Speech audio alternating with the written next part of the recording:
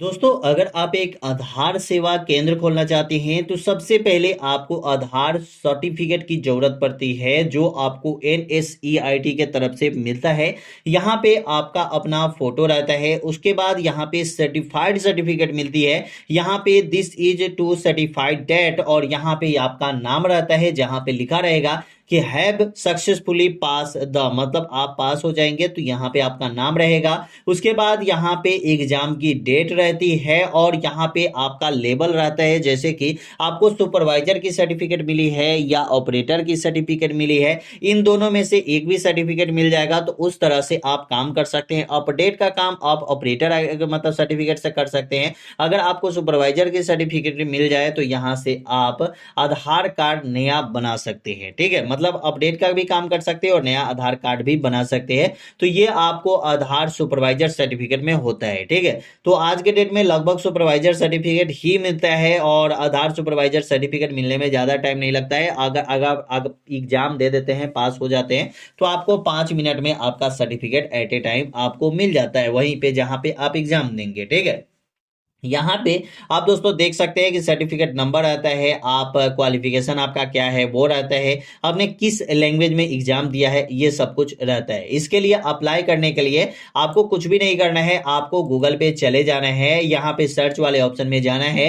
और यहाँ पे सर्च करना है आधार एग्जाम। जैसे ही आप आधार एग्जाम सर्च करेंगे यहाँ पे आ जाएंगे। यहाँ पे दोस्तों एक चीजें आप पढ़ सकते हैं कि candidate must 18 in age your Aadhaar, मतलब आपके आधार कार्ड पे 18 साल रहेगा, तभी जाके आप यहाँ पे एग्जाम दे सकते हैं या सर्टिफिकेट ले सकते हैं या आधार सेवा केंद्र खोल सकते हैं। तो मिनिमम कैंडिडेट का जो एज होना चाहिए वो 18 साल से कम का नहीं होना चाहिए। उसके बाद एक चीज और भी पढ़ सकते हैं, candidate must have been, minimum qualification जो होना चाहिए वो 12th पास आपका होना ही चाहिए, तभी आप आधार का सर्टिफिकेट ले सकते हैं, एग्जाम दे सकते हैं। ठीक है, तो एक मतलब एजुकेशनल क्वालिफिकेशन बनाई गई है, तो उसके हिसाब से आपका क्वालिफिकेशन होनी चाहिए। और या 10th भी होता है, 12th भी होता है, ऐसा नहीं है, उसके हिसाब से आपको आधार सर्टिफिकेट मिलती है। 10th वाले को भी मिलती है और 12th वाले को भी मिलती है, ग्रेजुएशन है तो और बढ़िया है। ठीक है, उसके बाद दोस्तों यहाँ पे आपको welcome to log in page पे आपको क्लिक करना है। क्लिक करने के बाद डायरेक्ट आप यहाँ पे आ जाएंगे।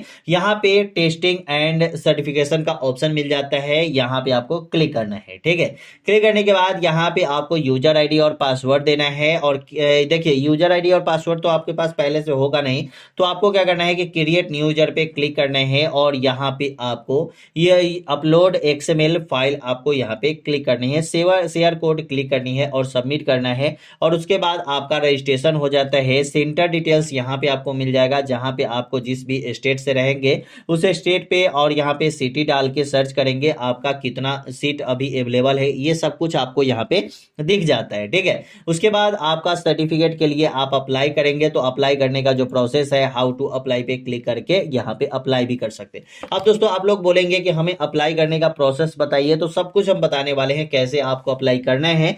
जैसे कि दोस्तों आप देख सकते हैं कि अभी स्किल इंडिया की तरफ से भी आधार की सर्टिफिकेट दी जा रही है। इस सर्टिफिकेट का क्या काम है और किन लोगों को ये आधार सर्टिफिकेट की जरूरत है, ये सब कुछ हम बताएंगे। यहाँ पे देख सकते हैं कि welcome to Aadhaar training testing and certification portal. इस पोर्टल पे आपको आधार की ट्रेनिंग होगी और आधार के टेस्टिंग मतलब एग्जाम होगी, और आपको सर्टिफिकेट प्रोवाइड करवाया जाएगा। ठीक है, उसके बाद देख सकते हैं कि गेट ट्रेंड और ग्रेड सर्टिफिकेट, मतलब आप अभी के अभी ट्रेनिंग लेंगे और अभी के अभी आपका सर्टिफिकेट प्रोवाइड करवा दिया जाएगा। उसके बाद यहाँ पे देख सकते हैं कि फ्रेशर एंड रिफ्रेशर, मतलब अगर आप एक का नया आधार सेंटर अगर आप खोलने वाले हैं तो भी आपको ये सर्टिफिकेट की जरूरत पड़ेगी। अगर आपका पहले से आधार सेंटर है तो भी आपको ये सर्टिफिकेट की जरूरत पड़ेगी। ठीक है, training for enrolment and update, मतलब यहाँ पे जो ट्रेनिंग मिलेगी वो आधार कार्ड बनाने का भी मिलेगा और आधार कार्ड अपडेट करने का भी मिलेगा, मतलब ऑपरेटर के लिए भी मिलेगा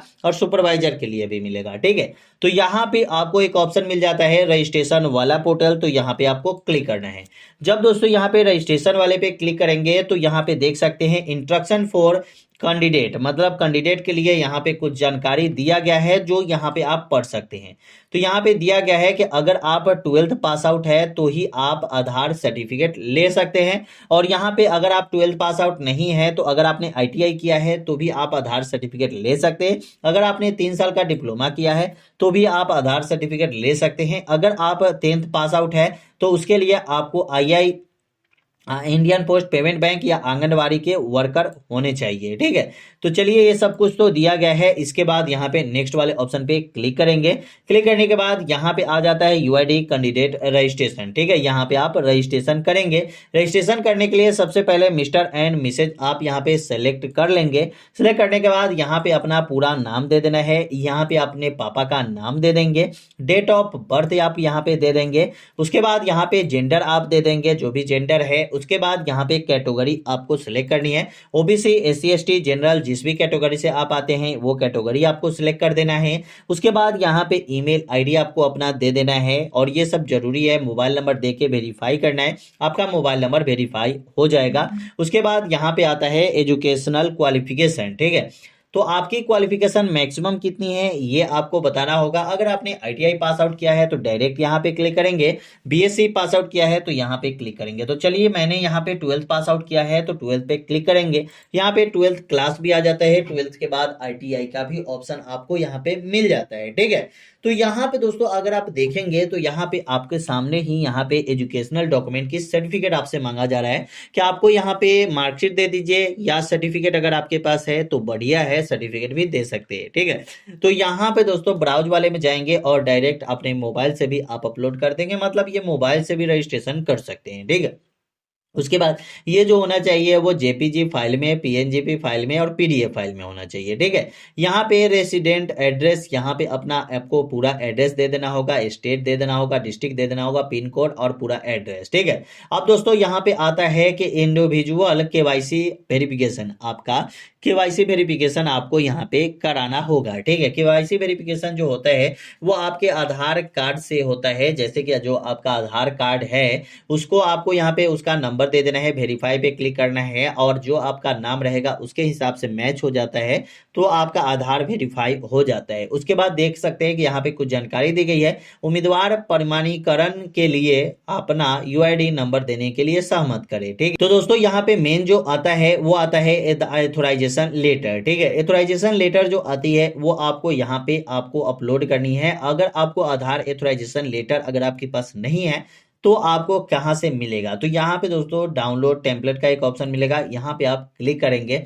क्लिक करने के बाद देख सकते हैं कि एथोराइज्ड लेटर फॉर्मेट, यहाँ पे आपको लेटर नंबर रहता है, यहाँ पे डेट, जिस डेट में आप इस फॉर्म को भरेंगे वो डेट आपको दे देना है, अपना पूरा नाम दे देना है, पापा का नाम दे देना है, जो आपका आधार कार्ड नंबर है वो देंगे। उसके बाद दोस्तों नीचे आएंगे। दोस्तों यहाँ पे the name of registration and code का आता है, तो अगर आपका CSC है तो CSC डाल देंगे और CSC का कोड डाल देंगे। उसके बाद यहाँ पे CSC DM अगर आपके पास है, डिस्ट्रिक्ट मैनेजर, तो उनका भी यहाँ पे आपको नाम दे देना है, उन्हीं से यहाँ पे आपको साइन करवा देना है, मुहर मरवा देना है, और उसके बाद अपना एक फोटो डाल के यहाँ पे सिग्नेचर, क्रॉस सिग्नेचर कर देनी है। उसके बाद आपको ये एथोराइजेशन सर्टिफिकेट जो लेटर है, ये लेटर आप यहाँ पे आपका क्लियर हो जाता है। और अब यहाँ पे अब क्या करेंगे कि यहाँ पे अब आपको अपलोड करना है, तो यही इसी को पिक फोटो लेकर और यहाँ पे ब्राउज वाले पे क्लिक करके और अपने मोबाइल से आप अपलोड कर लेंगे। अपलोड करने के बाद आई हैव एग्री पे क्लिक करेंगे और सबमिट करेंगे। आई गेट नॉट रोबोट पे क्लिक करेंगे, सबमिट करेंगे। सबमिट करने के बाद आपको यहाँ पे फॉर्म भरने का पूरा प्रोसेस आ जाता है, जो फॉर्म आप भर सकते हैं। बहुत आसान तरीका है, ज़्यादा कुछ आपको करना नहीं है, और आपको आधार सर्टिफिकेट के लिए आप यहाँ पे अप्लाई कर सकते हैं। तो यहाँ पे जो आधार सर्टिफिकेट आपको मिलती है, ये आपको ट्रेनिंग सर्टिफिकेट मिलती है, जो आपको ये बताता है कि आपको आधार का हर एक काम करने आता है। जैसे आधार नया मतलब बनाने भी आता है, और आधार कार्ड अपडेट करने भी आता है, और आप अपने दुकान पे ये सर्टिफिकेट लगा देंगे तो लोग भी ये सोचते हैं कि हाँ आपको सब कुछ आता है। ठीक है, तो ये सब कुछ जरूरी है। और आधार सुपरवाइजर या ऑपरेटर की सर्टिफिकेट के लिए डायरेक्ट आप यहाँ से अप्लाई करके आधार आधार सुपरवाइजर ऑपरेटर की सर्टिफिकेट ले सकते हैं। यहाँ पे कुछ भी नहीं करना होता है, रजिस्ट्रेशन करनी होती है और यहाँ पे 470 रुपये या 450 रुपये ऐसे ही पेमेंट आपको लगती है। और उसके बाद आपको सेंटर आपको बता दिया जाता है कि किस सेंटर पे आपको एग्जाम देना है और जाके आप अपने नियरेस्ट सेंटर पे एग्जाम दे सकते हैं। देने के बाद उसी टाइम आपको सर्टिफिकेट, अगर आप एग्जाम पास आउट कर जाते हैं तो सर्टिफिकेट आपको प्रोवाइड करा दी जाती है। तो चलिए यही बताना था इस वीडियो में। वीडियो कैसी लगी कमेंट में जरूर बताइएगा। वीडियो अच्छा लगा तो चैनल को सब्सक्राइब कीजिएगा। फिर मिलते हैं अगले